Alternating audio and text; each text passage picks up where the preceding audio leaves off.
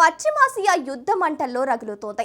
క్షిపణులు గర్జిస్తున్నాయి, డ్రోన్లు స్థైర్య విహారం చేస్తున్నాయి. బాంబుల మోతతో ఆ ప్రాంతం దద్దరిల్లుతోంది. ఇరాన్ యుద్ధం మొదలై 10 రోజులను పూర్తి చేసుకుంది. కానీ శాంతి అనే మాట ఎక్కడా వినిపించడం లేదు. ఇటు ఇరాన్లో కొత్త సుప్రీం లీడర్గా ముజ్తబా ఖమేనీ పగ్గాలు చేపట్టాడు. అటు వైట్ హౌస్ నుంచి డొనాల్డ్ ట్రంప్ తన పంతాన్ని వీడటం లేదు. రెండు దేశాల మధ్య నడుస్తున్న ఇగో వార్తో ప్రపంచం గజగజ వణికిపోతోంది. చమురు ధరలు ఆకాశాన్ని అంటుతున్నాయి. విమాన ప్రయాణాలు అస్తవ్యస్తంగా మారుతున్నాయి. వెరసి అంతర్జాతీయంగా తీవ్రమైన సంక్షోభం తలెత్తుతోంది. అసలు యుద్ధంలో ఇరాన్ వ్యూహం ఏంటి? అమెరికా ఎందుకు వెనక్కి తగ్గడం లేదు? లెబనాన్ సరిహద్దుల్లో ఇరాన్ సృష్టిస్తున్న విధ్వంసం కథేమిటి? ఇరాన్ ఆడుతున్న మైండ్ గేమ్ ఎలా ఉండబోతుంది? Watch the story.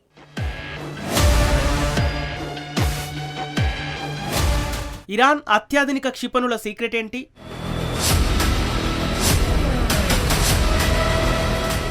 దక్షిణ లెబనాన్ ఇజ్రాయెల్ వశమవుతుందా?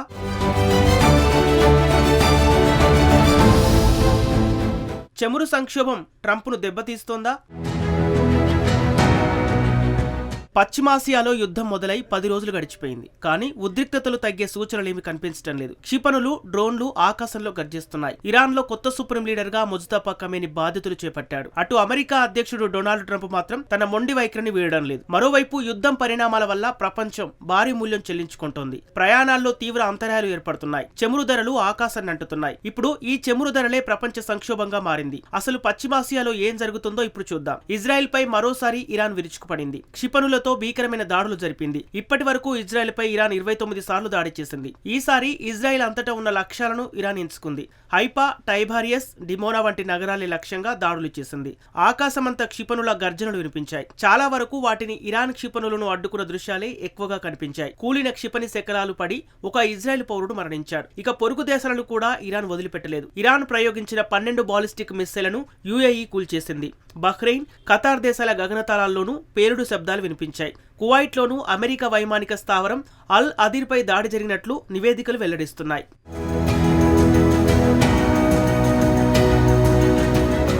కువైట్లోని ఇంధన ట్యాంకులు, సహాయక సౌకర్యాలను ధ్వంసం చేసినట్లు ఇరాన్ ప్రకటించింది. అడపాదడపా ఇరాన్ దాడులు చేస్తున్నప్పటికీ ఆయా దేశాల వైమానిక రక్షణ వ్యవస్థలు డ్రోన్లు, క్షిపణులను అడ్డుకుంటున్నాయి. డ్రోన్లను గాల్లోనే అడ్డుకుంటున్న వీడియోలను సౌదీ అరేబియా, యుఏఈ విడుదల చేశాయి. తాజాగా టర్కీపై కూడా ఒక క్షిపణితో ఇరాన్ దాడి చేసింది. అయితే ఆ క్షిపణిని తమ వైమానిక రక్షణ వ్యవస్థలు నిర్వీర్యం చేశాయని అంకారా తెలిపింది. అయితే ఈ ఘటన ఉద్రిక్తతలు మరింతగా పెరగడానికి కారణమయ్యే అవకాశాలున్నాయి. సరిగ్గా వారం క్రితం కూడా టర్కీపై ఇలాంటి దాడి జరిగింది.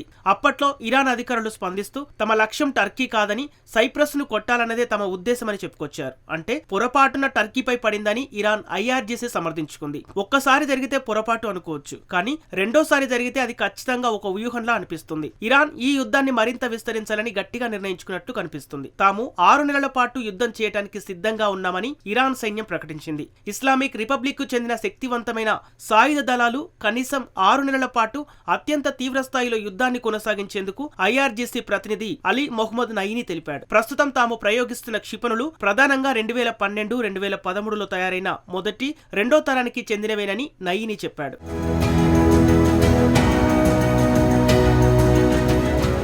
2014 నుంచి తయారు చేసిన ఆధునిక క్షిపణులను ఇంకా వాడనే లేదని ఐఆర్జీసీ ప్రకటించింది. ఇటీవలి కాలంలో తమ ఉత్పత్తి సామర్థ్యం అనేక రెట్లు పెరిగిందని నయీని చెప్పుకొచ్చారు. ఈ నేపథ్యంలోనే 6 నెలల పాటు యుద్ధానికి సిద్ధంగా ఉన్నామని ఇరాన్ చెబుతోంది. తమ వద్ద ఉన్న అత్యాధునిక క్షిపణులను ఇంకా వాడలేదని ఇరాన్ స్పష్టంగా చెబుతుంది. ఇవన్నీ ఇరాన్ వాదనలు మాత్రమే. అయితే అసలు నిజం బహుశా వీటన్నింటికి మధ్యలో ఎక్కడో ఉండొచ్చు. మరోవైపు ఇరాన్ అంతటా అమెరికా, ఇజ్రాయెల్ దాడులను కొనసాగిస్తున్నాయి. ఇస్ఫహాన్, తెహ్రాన్ నగరాల్లోని ప్రభుత్వ కార్యాలయాలు, క్షిపణి ప్రయోగ కేంద్రాలను ఆ రెండు దేశాలు టార్గెట్ చేశాయి. ప్రధాన విమానాశ్రయమే లక్ష్యంగా దాడులు జరగటంతో ఇరాన్ సైనిక సామర్థ్యం చాలా వరకు దెబ్బతింది. అయినప్పటికీ ఇరాన్ వెనక్కి తగ్గడం లేదు. ఎదురు దాడులను మరింత తీవ్రతరం చేస్తోంది. నిరంతరం క్షిపణులతో ఇరాన్ విరుచుకుపడడంతో అటువైపు పక్షానికి కూడా నష్టం కలుగుతోంది. అమెరికా సైన్యం మరో మరణాన్ని ధృవీకరించింది. దీంతో గత 10 రోజుల్లో మరణించిన అమెరికన్ సైనికుల సంఖ్య 7కు చేరింది. ఇజ్రాయిల్లో ఇప్పటి వరకు 13 మంది పౌరులు ప్రాణాలు కోల్పోగా 2000 మందికి పైగా గాయపడ్డారు. నిజానికి ఇరాన్ ఎదుర్కొంటున్న నష్టంతో పోలిస్తే చాలా తక్కువ.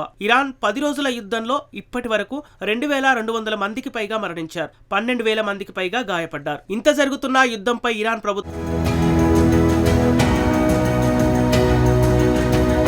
ప్రభుత్వం మాత్రం వెనక్కి తగ్గడం లేదు. సాధ్యమైనంత వరకు దాడులను తట్టుకుంటూనే అవతలి పక్షంపై క్షిపణులు, డ్రోన్లతో విరుచుకుపడాలన్నదే వారి వ్యూహంగా కనిపిస్తోంది. మరి యుద్ధాన్ని ఆపేందుకు చర్చలు జరుగుతున్నాయా అంటే లేదని చెప్పాలి. ప్రస్తుతానికి రెండు పక్షాలు చర్చల గురించి ఆలోచించడం లేదు. ఇరాన్ బేషరతుగా లొంగిపోవాలని అమెరికా అధ్యక్షుడు డొనాల్డ్ ట్రంప్ డిమాండ్ చేస్తున్నాడు. ఇరాన్ మాత్రం చివరి వరకు పోరాడతామని తేల్చి చెబుతోంది. ఈ దురాక్రమణను తాము మొదలు పెట్టలేదని ఇరాన్ విదేశాంగ శాఖ ప్రతినిధి ఇస్మాయిల్ బాగిత్ చెప్పాడు. ఈ యుద్ధం తమపై బలవంతంగా రుద్దినట్లు ఆరోపించాడు. తాము అమెరికాతో చర్చలు జరుపుతున్న తరుణంలోనే ఈ యుద్ధం మాపై విరుచుకుపడినట్లు వివరించారు. ప్రస్తుతం సైనిక దాడులు కొనసాగుతున్నాయని తెలిపాడు. ఇలాంటి పరిస్థితుల్లో ఆత్మరక్షణ, శత్రువు వెన్నులో వణుకు పుట్టించేలా బుద్ధి చెప్పడమే తమ లక్ష్యమని బాగి తెలిపాడు. ఈ నేపథ్యంలో అందరి దృష్టి ఇప్పుడు ఇరాన్ పైనే ఉన్నప్పటికీ ఇజ్రాయెల్ మాత్రం రెండో యుద్ధం కూడా చేస్తోంది. ఇజ్రాయెల్ ఉత్తరాన ఉన్న లెబనాన్ లోని దక్షిణ ప్రాంతం రాజధాని బీరూట్ పై ఇజ్రాయెల్ యుద్ధ విమానాలు విరుచుకుపడుతున్నాయి. ప్రస్తుత పరిస్థితులు చూస్తుంటే లెబనాన్ పై ఇజ్రాయెల్ అత్యంత భీకరమైన దాడులు చేసింది. ఈ దాడుల్లో మొత్తం 400 మంది మృతి చెందగా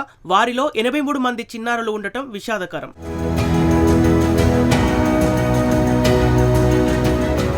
ఇజ్రాయెల్ జరిపిన వైమానిక దాడులతో 7 లక్షల మంది లెబనీస్ పౌరులు నిరాశ్రులయ్యారు. అవును, మీరు విన్నది నిజమే. 7 లక్షల మంది ప్రజలు తమ ఇళ్లను వదిలి వెళ్లిపోయారు. ఇజ్రాయెల్ దాడుల అనంతరం అక్కడి దృశ్యాలను చూస్తే లెబనాన్ విధ్వంసం ఎంత తీవ్రంగా ఉందో అర్థం చేసుకోవచ్చు. ఇజ్రాయెల్ సైనిక వాహనాలు కూడా సరిహద్దులో మోహరించాయి. దక్షిణ లెబనాన్ లో బఫర్ జోన్ ఏర్పాటు చేయడమే ఇజ్రాయెల్ ప్రధాన లక్ష్యంగా తెలుస్తోంది. ప్రాథమికంగా ఆ దేశంలోని కొన్ని ప్రాంతాలను ఆక్రమించుకొని తమ ఆధీనంలో ఉంచుకోవటమే ఇజ్రాయెల్ ప్లాన్ అన్నమాట. నిజానికి గత వారం ప్రారంభంలో ఈ దాడులు మొదలయ్యాయి. మొదట్లో లెబనాన్ చెందిన హిజ్బుల్లా ఈ యుద్ధంలో చేరలేదు. కానీ Iran supreme leader Ayatollah Khamenei మరణించిన తర్వాత యుద్ధంలోకి హిజ్బుల్లా ఎంట్రీ ఇచ్చింది. హిజ్బుల్లాపై ఇజ్రాయెల్ కూడా అంతే వేగంగా ప్రతిస్పందించింది. ప్రస్తుతానికి రెండు పక్షాల పరిస్థితి ఎలా ఉందనే దానిపై స్పష్టత లేదు. అసలు దీని తర్వాత ఏం జరగబోతుంది అన్నదే ఇప్పుడు అందరి ముందున్న అతిపెద్ద ప్రశ్న. అమెరికా మిత్ర దేశాలు తమ వద్ద ఉన్న భారీ సంఖ్యలోని వైమానిక రక్షణ క్షిపణులను ఉపయోగిస్తున్నాయి. అదే సమయంలో ఇరాన్ కూడా తన క్షిపణి ప్రయోగ కేంద్రాలను గణనీయంగా కోల్పోయింది. అయినప్పటికీ ఏ పక్షం కూడా వెనక్కి తగ్గడం లేదు. ట్రంప్ను చర్చల వైపు తీసుకురావడానికి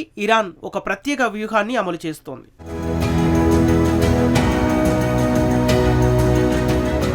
ట్రంప్ను చర్చల వైపు తీసుకొచ్చే ఆ వ్యూహం ఏమిటి? చమురును ఆయుధంగా ఇరాన్ ఉపయోగిస్తోంది. ఒక రకంగా చెప్పాలంటే అమెరికాపై ఒత్తిడి తీసుకురావడమే. అమెరికా రక్షణ క్షిపణులు నిండుకుంటున్నాయి. ఈ తరుణంలో యుద్ధాన్ని పొడిగించడం వల్ల అమెరికాకు ఆర్థిక భారం పెరుగుతుంది. అంతేకాకుండా ప్రపంచవ్యాప్తంగా చమురు సరఫరాకు ఆటంకం కలుగుతుంది. దీంతో ఇంధన ధరలు కూడా పెరుగుతాయి. ఇది ట్రంప్ ప్రభుత్వంపై అంతర్జాతీయంగా ఒత్తిడి పెరుగుతుంది. అమెరికాలోనూ ఒత్తిడి పెరుగుతుందని ఇరాన్ భావిస్తోంది.